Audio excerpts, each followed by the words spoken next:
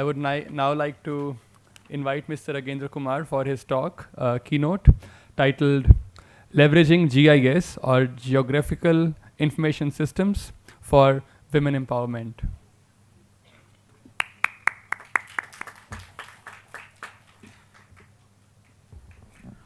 Om Namah Shivaya. Thank you, Dr. Arora, for introducing us. How many of you have heard about my company's name, ESRI? Few people, okay. So I'll give a little introduction later on. I'm dividing my 15 minutes in two parts. First, I will just try to set some context, and then I will talk a little about GIS technology per se and how it can be used.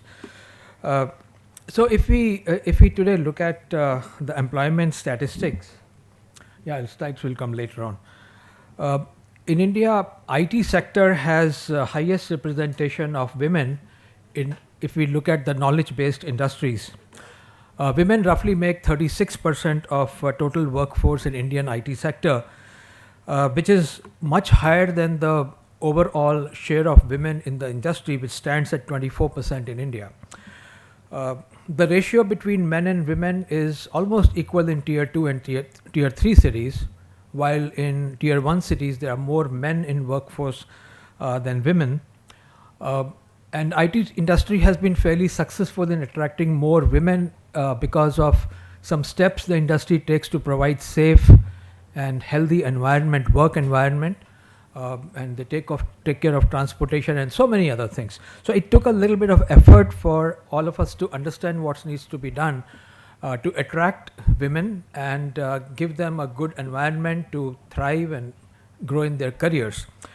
Having said that, there's a challenge. Challenge is that when we look at entry level, we get about more than 50% women in the IT sector or in many organizations. But only about 25% women reach the managerial level, and only 1% leave the CXO. 1% reach the CXO level. I think that's a challenge which we all face, and we should work towards providing learning opportunities and opportunities for equitable work and other facilities, other opportunities to women, so that they can also grow and reach the CXO levels. In ESRI India, we have the similar situation. We have 38% women today, and if we look at the entire company, but in tier 2 and tier 3 cities, we have more women. And I think in our leadership team, we have about 25% share, but it's a very small specimen. So drawing conclusion from such a small company is not the right thing. But if we look at beyond IT, the situation changes dramatically. In India, we have very large garment export industry, and 60% women get employed in that. So which is large, but they have other challenges that they don't provide very good career opportunities. The wages are lower, and even though they have 60% women, but I think it's not the best place for women to work, because environment, facilities, growth opportunities, wages are really low. They're exploited to a large extent. Providing equal opportunities to women will definitely help in inclusive economic growth, health and education and healthcare, supporting independence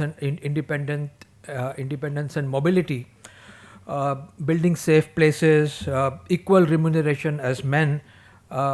These are some of the actions which we have to take at large to ensure that we provide the equitable place to women in the global workforce, and I would say more of knowledge workforce. In India, there are programs like Manrega, which is a government-sponsored program for giving guaranteed employment, and they have a lot of women, but that's a rural area. That's most of a labor kind of work. So if you look at the knowledge worker segment, I think we need to provide some more focus to ensure that the right kind of environment is created and women are allowed to grow in careers and thrive. So how does it benefit? I mean, I have personally seen that having women in leadership team has a good advantage for the organization. Having women managers, I think soft skills are better. They foster collaboration. They are more committed towards work. They inspire new generation more than men. I think it's the nature how men and women are wired differently. All this happens. So this is really, if we are able to focus more and bring women equal to men in work organizations, it will go a long way. SDG 5 talks about gender equality, and it also has correlations with other SDGs, especially SDG 4, which is about quality education, and SDG 8, which is about decent work and economic growth. I think these are quite interrelated. Women are among the most vulnerable sections of the population, and we need more efforts in that area. And these, if we have to make efforts, they will require timely and accurate information on situation of women, and understanding of where, why, and how gender inequality exists, and what steps must be taken, and also periodically measure the impact of those steps which are taken. So in my second part, I will share something about the GIS. See, basically, GIS is a system for managing, sharing, and applying geographical information. ESRI is a company headquartered in California. It's a global organization. I work for ESRI India. I've been in this company for about 11 years, but ESRI has been there for quite some time, started in 1969. So it provides a geographic approach. Everything that we interact with has a location. So what is happening, where it is happening, why it is happening, all that information, the location component of that information is quite important, and GIS helps in bringing that together at a common place to give us better understanding, give us more insights, help us in bringing different kind of data sets together and analyzing them. I'll just present a couple of examples of what kind of analysis we are talking about. And then if we look at geographic approach, as I mentioned, data is important. Where are the inequality existing? Where are more efforts required? And once we get that information on a map, it becomes easier to understand. It comes in a visual form. So if you have tables, it's a little difficult to visualize, but when the information comes on a map, it's very easily understood. And based on that, we can analyze and find the trends in the data, and look at the patterns, and then make some modeling, make some decisions, make some interventions, and also examine the impact of those interventions. So I spoke about analytics. So if we look here, look at this map, it is about education, skill building, and knowledge. This particular chart talks about school dropout rates, girls versus boys. This is just an example. Don't go by the data. It's a visual representation, and different colors indicate different levels. So that's the kind of analytics which can be derived from year to year, how it's changing, from region to region, how the patterns are. Another example is about labor and financial inclusion. These are important components again for livelihood and providing equal work opportunities. Household worker employment under Manrega. This is a popular government scheme, and this kind of analytics tells us which state in India is at what level in terms of success of this scheme. Another chart is about freedom from violence. So we have in our society, we often find that a lot of violent incidents happen against women. So in which area, what kind of incidents are happening, gives us a good understanding, and based on the data, based on the outcomes here, one can decide what kind of interventions are required. So GIS is a technology. It's a software in a very crude sense, but this is dependent on the data. So getting the right data is very important. And we, as an organization, we publish a lot of data sets. We have a platform which we call Living Atlas. It's a global platform. This is the data which is contributed by a lot of government organizations, and in that sense, it's authoritative information which we try to bring together. And there are thousands of layers of data. The Indian data set itself is more than 1,000 layers. This gives a whole lot of information about women, education, crime rate, health factors. So all that data is available. This can be integrated in a GIS system along with the other data which is collected. And then we have data about sustainable development goals and how different parts of the country are behaving, or rather what is the achievement in different states in terms of sustainable development goals. So these are the data sets which can come quite handy in terms of when somebody is trying to build a use case for solving a particular problem. So I think looking at this is just an example. It's a enabler technology. It gives us helps us in understanding what's going on. It helps us in identifying the challenges. It helps us in identifying the areas where more interventions are required, and it also makes us more ready to take some actions and also follow through plans.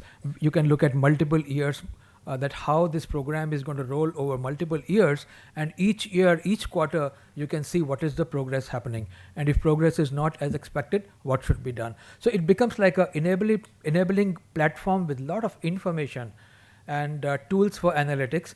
And of late, there's a lot of machine learning and AI is coming into this technology, and a lot of automation is possible, so that we do not require so much of human intervention. And this particular technology helps in getting. Today we have a lot of data coming from satellites and drones and different IoT sensors. So different kind of data sets can be brought together here. And also we in Living Atlas, if you get a chance, take a look at that. We have agriculture output and weather patterns and poverty related data, different demographic profiles. So that data is available. It's all freely available. There's no charge for that. Thank you.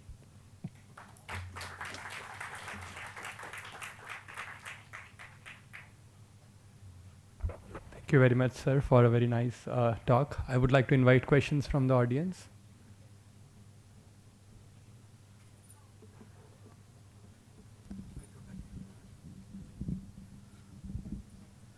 Any questions?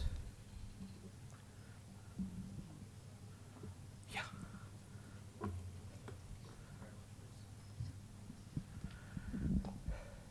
No, Vishwa, thank you very much for this wonderful talk. I was just wondering how the data is collected from the bottom up. Does it come from government data sets or schools, or is it from individuals themselves, or what is the basis of this data? So Living Atlas data comes from all government sources. So government publishes data as open data. Sometimes it's already georeferenced, then it's easy to integrate. Sometimes it's available in form of Excel spreadsheets or PDF documents. Then in every country, we have teams who take that kind of data and then they georeference it and publish it on a map. So that's the effort. It's not a crowdsourced data. We typically do not do surveys on our own, but if other organizations do survey and publish the data, we integrate that. So it's still on the individual level, from individuals or clusters? It depends on how data is published. Like if you look at SDG goals, in India, the data is available for districts and states at that level currently. For some data sets, maybe at a smaller, I would say at the smaller geographical level. We have a lot of data sets which are on village levels in India. And in terms of cities, we are looking at providing data for all the wards in India. Unfortunately, in India, nobody really published the data as per the wards. So we have a team, and they are working on it. I think they have done about 280 wards at this point in time. So first thing is to set the boundaries. Once we set the boundaries, data is already there. It will come automatically. Right. So in particular, I find the school dropout really interesting. Would that be on the individual level or school level or state level? I think it will be on a state level. Yeah. Thank you so much. Thank you. Any other question? Just a query on the global population. When you take the global scenario of population, maybe India may be lagging behind in terms of the census, which is 2011.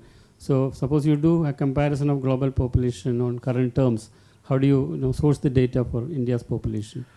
So you're right that the last census was done in 2011, and I hope next one will be 2026. I'm no authority there. I'm just guessing as a citizen. But what happens is in this period there are certain algorithms available for projections. So projections are made, and these algorithms are also made available by government. So there is some science behind this. It's not something just you pick up out of air. So when we look at Living Atlas data for India, we have done population projection up to year 2036. And that population projection is available at all the way up to village level and on various parameters on which census is done. It's a projection, but could be quite, for at least for planning purposes, it is good enough. Yeah. Since you are in the field of looking at data and collating data, etc., I just wanted to know your thoughts about, say, monopoly from satellite data. What do you think the future is going to be like, especially private monopolies over it, in terms of not only gathering data but also transmitting data? What are your thoughts about that? Okay, so if you look at last few years, we've seen maybe 5 or 6 companies monopolizing the satellite data space. But of late, there are private sector has received a lot of encouragement in many countries. We see in US also there is a lot of new companies that have emerged, and they're launching satellites. In India, we have a healthy startup ecosystem, and at least half a dozen companies have either already launched satellites or they're going to launch satellites in year 2025 and 26. Once we have that, I think the monopoly should go away. There should be more options for procurement of satellite data. That's one part. And second part is that there are several platforms which have emerged in last 2 or 3 years.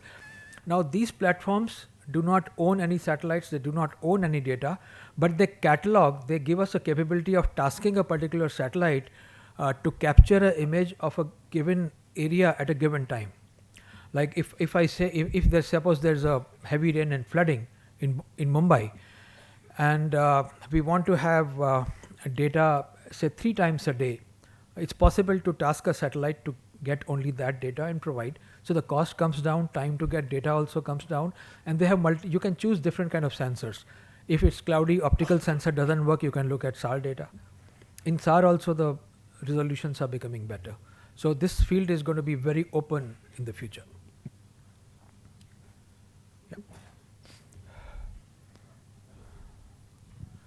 Dr. Datta is like my guru. No, it's not. I think this question I should have asked you separately, but I think for a larger audience here, I just want to bring it here that from the DST side, this is important for this forum, but we developed a women empowerment atlas from science and technology perspective, which is based on ARC info. How that can become a part of the Living Atlas? Because I think many of you, there is a DST sponsored training program is going on. So I presented there the, Women Atlas. I think it will be good that if it can become a part of the. Sure, we can do that. But is it older data or new data? It's a data till 2022. 22. So it's a good data. And these are all secondary data. The primary data is up to 23, 24 also. I think we should just talk about this and we can integrate this as well. This is for information in the Living Atlas. Yeah. Okay. Thank you so much. Yeah.